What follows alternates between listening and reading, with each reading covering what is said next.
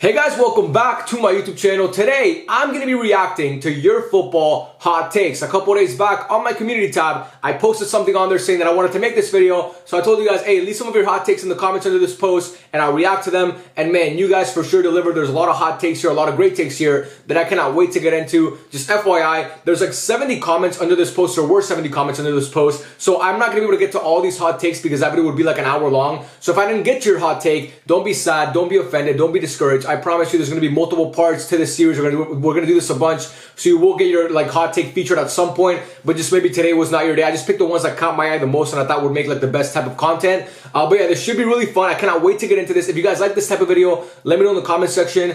And yeah, let's start reacting to some of your guys' hot takes. I really cannot wait. Starting off with Van Dijk's prime is the best prime we've ever seen from a center back, 2018 to 21 and 2023. I 100% agree with this. If you guys have been following my TikTok for a long time, you know I'm a big proponent of this take. I say it a bunch of times.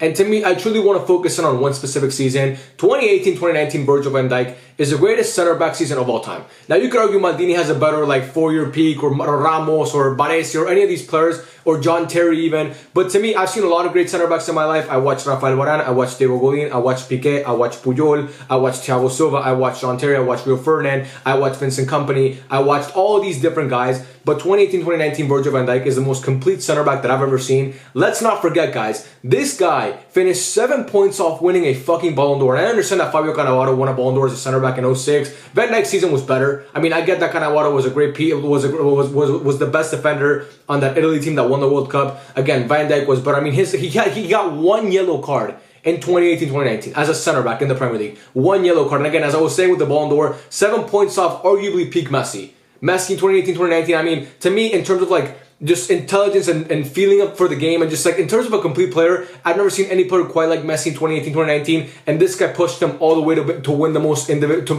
prestigious individual award in football. So to me, when I look at Virgil van Dijk in that season, I don't consider this a hot take. I think it's 100% factual, and yeah, I back it 1000%. Next, we got Alexis Sanchez, one of the most underrated players of this generation. Another take that I 100% agree with. Alexis Sanchez falls in that same mold as guys like Santi Cazorla and David Silva and Nainggolan and David Villa and Pedro and Isco even and Asensio and Di Maria and all these different great players who are not quite Messi, Ronaldo, Neymar, Suarez, Benzema, Lewandowski. I mean, who are not, Thomas Müller's another one that falls in there. I mean, this guy was really good for a long period of time. And let's not forget how good he was at Arsenal for that stretch. Him, Giroud, Ozil, I mean, that trio was dynamic. At United, yes, he was bad. But need I remind you guys, all the great promising players that have gone to Man United and have flopped completely. I mean, it's more of a club problem at this point. Like, they're the common denominator in all this. Paul Pogba, Romelu Lukaku, Angel Di Maria. Look at Jadon Sancho right now. Look how bad he's been at United. And then he was like he's going out on loan now, and he was coming in as one of the most promising young players in the world. So to me, Alexis Sanchez, this guy is amazing.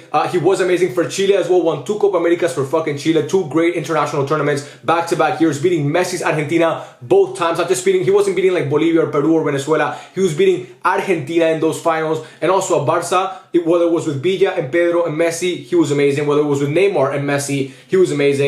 I rate Alexis Sanchez very highly, and this guy doesn't really get the credit that he deserves, but he will. I think he will. He's going to become one of those players that once his career's over, people are going to remember how fucking good this guy was for pretty much for like almost half a decade or over half a decade. Next, we got to take from my boy Cesar, who shout out to Cesar, bro. He's one of my like most loyal subscribers, always watching the live streams, always commenting the videos. So shout out to you, Cesar. And he says that Sergio Busquets is the best CDM of all time. Cesar, I don't think this is a hot take. I think most people that actually understand football know that this is like factual. Obviously, you could throw guys in there like Roy Keane and Kante and Makelele and all these different players, and obviously Vieira. But to me, and obviously you could throw in Casemiro as well, and Rodri now if you want to throw him in there. There's never been a player as intelligent and who could understand a position just as well as Sergio Busquets. I mean, his passing ability, it's the best by a CDM ever. He played the game at his own pace. He wasn't the most, like his physical attributes were nothing great at all. Like Sergio was not the fastest, he was not the strongest, but he was so intelligent. He's literally the typical Barcelona player. He's like that mold of players that came out of La Masia in that time, like Iniesta, like Xavi, like Messi. These players, when you look at them on paper, I mean, obviously Sergio Busquets, unlike those other guys, he is tall. I mean, he's like 6'2", and those guys are like under 5'7" or 5'8".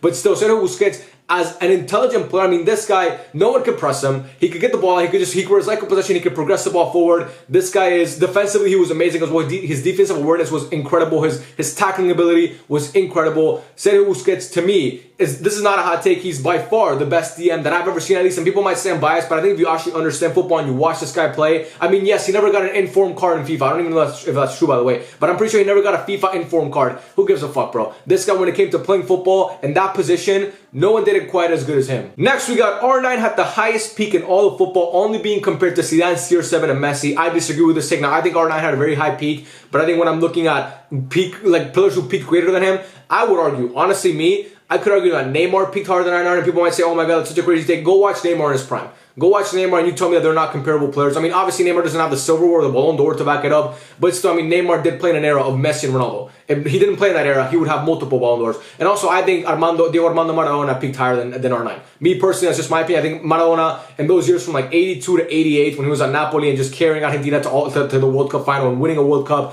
I mean, this guy had arguably the greatest World Cup run in the history of football. Now, R9 was incredible in those World Cups, and from 97 to 02, I mean, he dealt with injuries in the middle there, but still R9 was extremely productive. I mean, the guy won 2 Ballon d'Ors. We know how good he was. World Cup winner, scored in a World Cup final, scored a brace in a World Cup final, actually. But I think when I'm ranking peaks in football history, obviously I got Messi number 1. I'd have CR7 number 2. I would have Maradona 3. I'd probably have Pelé at 4, even though I don't rate older players that highly, but still, you got to give respect to Pelé because of what he did in his era, and the guy was just utterly dominant. I'd probably have R9 right there as well. But again, I could even argue, and I'm not saying that I would argue, but I could even argue that Neymar had a slightly like comparable peak to R9, but I would put him like at 4. But I actually do think he had a better peak than Zidane, by the way. I think R9 was a better player than Zidane in peak, and obviously not in career-wise because Zidane had a longer career, more longevity, but in terms of like peak for peak, I'd take R9s over Zidane, actually. Next, we got, I hate to say it, as a Barca fan, I think 2020 Bayern Munich was the best team to win the Champions League. I wholeheartedly disagree with this take with every fiber in my being. 2009 Barca was a better team. 2015 Barca was a better team. 2017 Real Madrid was a better team. And I could honestly argue even that 2013 Bayern Munich was a better team. Now, I think this 2020 Bayern Munich is one of the best teams of all time.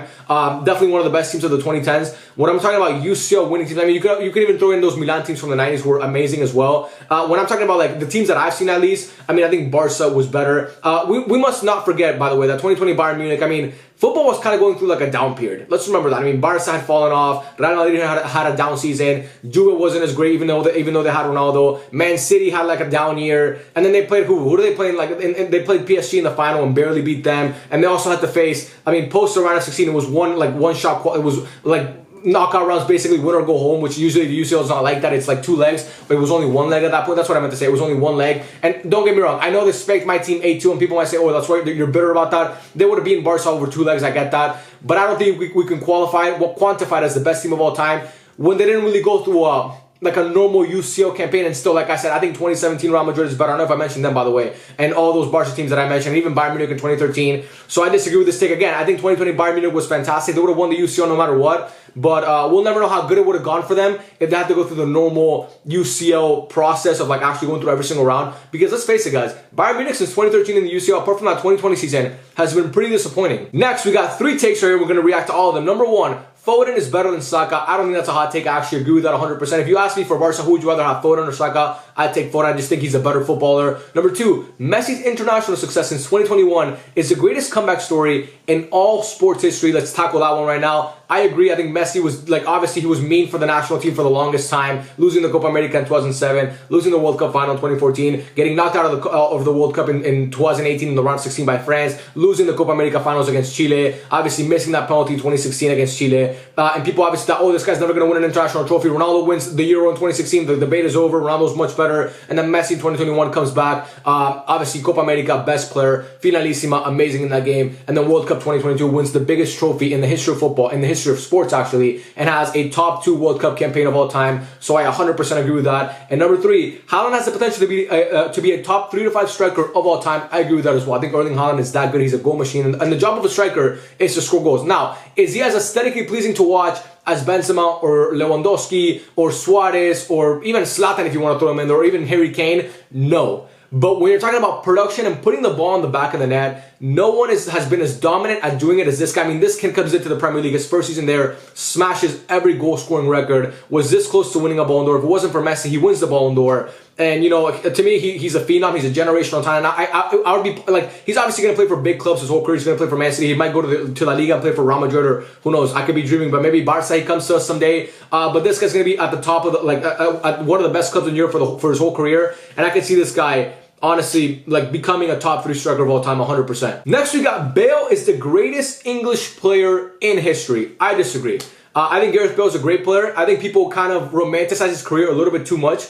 I think Wayne Rooney is the greatest English player of all time. And obviously, I even think Alan Shearer is better. I think Steven Gerrard is better. I think Frank Lampard is better. I just don't think Gareth Bale is actually, I don't think he's anywhere close to the best English player of all time. Now, he might be the best English export of all time. A guy that played in the Premier League and then got sent out to another league. You can make that argument. But in terms of like best English player, Wayne Rooney was, I think people forget how good Wayne Rooney was. And obviously, his career kind of faded out towards the end. But so did Gareth Bale's. Gareth Bale's best season at Real Madrid was his first season there. And then every single year after that, he kind of became less and less productive up until the point that his last UCL win with Real Madrid, the 5th one where Benzema had that amazing campaign, I don't think he played a single minute. He was with Eden Hazard riding the bench. Wayne Rooney was a guy who at Everton, at 16 years old, was a fucking phenom, was bullying grown men. Then he goes to Man United. In his debut, scores a hat-trick in the Champions League, and then the rest is history. Won every single trophy you can win in terms of club level, and internationally, he underachieved, but England as a whole underachieved. So to me, I'm not going to put that too much on Wayne Rooney, because obviously we know that whole generation of English football underachieved. And like I said, I think Steven Gerrard is better. I think Frank Lampard is better. I think there's a multitude of players. I mean, obviously, it's hard to compare positions because Gareth Bale was a winger, and the guys I'm mentioning are more midfielders, or like an 8, like Wayne Rooney, or like a 9, even, or a 10. But I even think that if you're looking at career for career, I think John Terry had a better career than Gareth Bale. I think Ashley Cole ranks higher all time in his position than Gareth Bale does in his, because I think Ashley Cole was that good. Obviously, Rio Ferdinand. So I think there's a lot of players that are way better than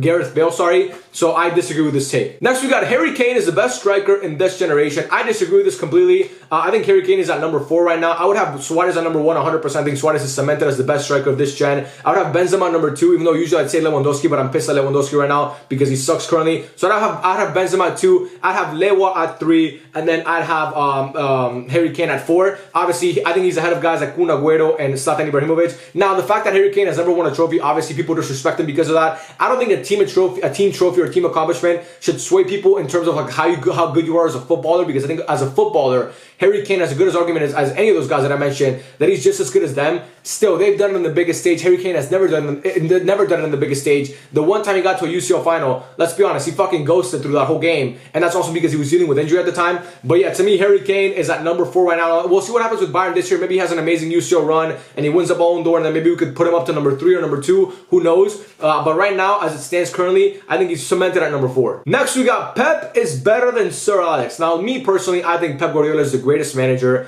in the history of football. He revolutionized the game. So I 100% agree with this take. I don't think this should be a hot take at this point. I think what Pep has done at every single league in his career and the amount of trophies that he's won and how dominant he's been. Obviously, he got the monkey off his back and won the UCL with City and won the treble in doing so. I think Sir Alex Ferguson was a fantastic manager. To me, you could argue he's the second best manager of all time, even though I'd actually have Jose Mourinho over him. So I don't even think Sir Alex is in the top 2. I think it's Pep then Mourinho, especially in this generation. Although Sir Alex kind of goes back to the previous generation as well. But anyway, I think Mourinho and Pep are better. Now, Sir Alex Ferguson is a fantastic manager. Obviously, 13 Premier Leagues, won 2 UCLs, was a treble-winning manager as well. What he did at Aberdeen was transcendent as well. I mean, people forget how good he was in the there before he ever came to the Premier League. But to me, when I'm looking at revolutionizing the game and just like adapting a philosophy and tactically how sharp they are and how great they are tactically and how much they can maximize everything out of their players, I don't think anybody has been as good as that, as Pep Guardiola. Next, we got Ronaldo is clear of Messi, and the guy's handle is Ronaldo is the best ever, so totally unbiased and objective viewpoint here.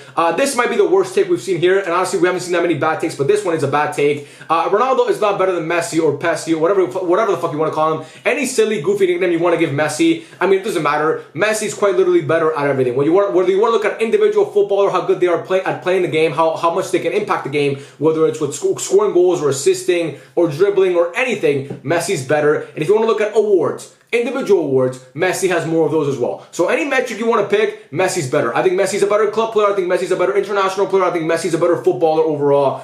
There's nothing that Ronaldo does better on a football pitch besides Messi. And the only thing that he does do better, the one thing I would say, is heading And that's pretty much it. And the reason why is because he's 6'2" and Messi's 5'7". So only because he has like some physical trait that Messi never got, that he didn't even work for, by the way. So to me, when I'm looking at both of them, Messi clears 100%. Obviously, you guys know my opinion on this. I don't even know why I spend time on this. But yeah, this is a silly take. We're going to do two more here, starting off with this one. Salah is one of the most overrated frauds I've ever seen. This guy only has a good shot, and now recently a good pass. But this guy cannot beat his man. This guy's Rafinha, but with better stats and more effective. Damn, bro. Tell us how you really feel. Honestly, this might be the worst take we've seen today. This is worse than the Pessi one. Honestly, Mohamed Salah gets way too much disrespect, and the guy's one of the best players the Premier League has ever seen. And you could argue he's the best winger the Premier League has ever seen. And the Premier League has seen some great wingers like Cristiano Ronaldo and Thierry Henry. Now, I'm not saying he's a better player than them, but in the Premier League, I mean, Mohamed Salah has done everything, bro.